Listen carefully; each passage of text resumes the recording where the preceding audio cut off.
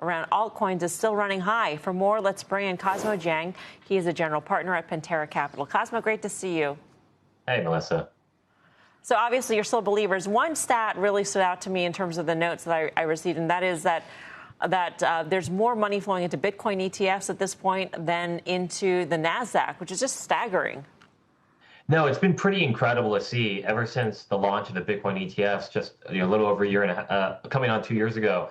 We've seen an incredible amount of enthusiasm for digital asset exposure, and you're seeing that in the really strong flows. The stat you just mentioned, the fact that there's been more inflows into the Bitcoin ETFs than into the QQQ is pretty incredible to think about when that's the second largest index.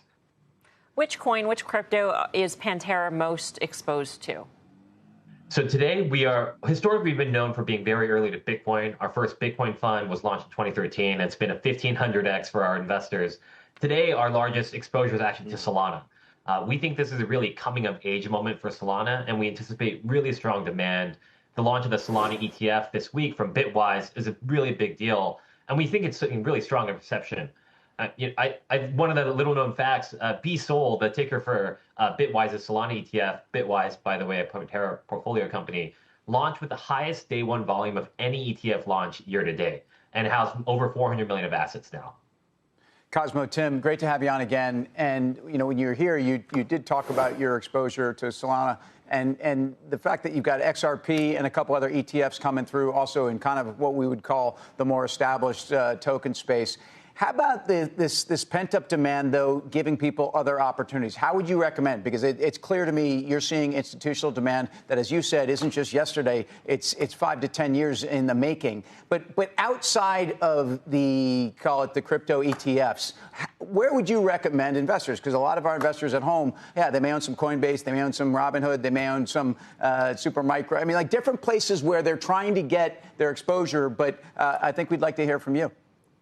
Well, so recently there's been this big boom in a new set of companies called digital asset treasuries, or DATs. It's an area that we as a firm really helped kickstart earlier this year and have leaned into.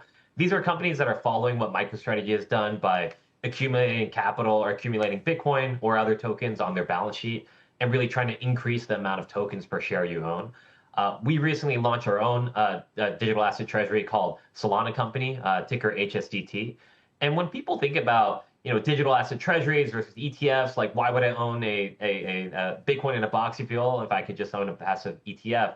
And it really comes down to active management versus passive. DATs, or digital asset treasuries, are all about giving you active management, whereas ETFs, they're great for a lot of people, they're passive. And as we can see, there is a way to add a lot of value through active management, whether that's through marketing the token, advocacy, capital market strategies, or just simply buying and selling more intelligently than passively. And I believe over time that some of these digital asset treasuries, like HSDT, can really outperform the underlying token if they execute well.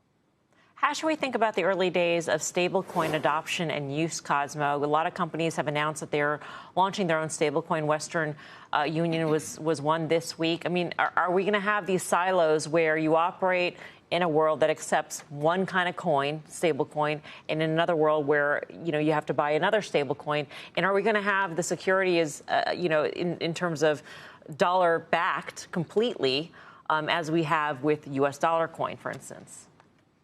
So 5 years from now, I truly believe every single financial application on your phone today will run on blockchain rails.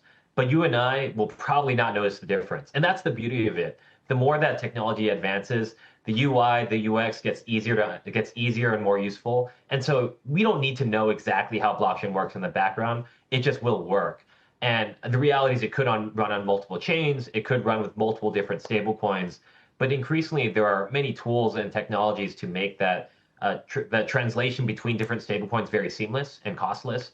And so we're excited to see a bunch of companies step into the space. Like you mentioned, Western Union launching a stablecoin on Solana because they realize Solana is really at the center of the stablecoin story going forward.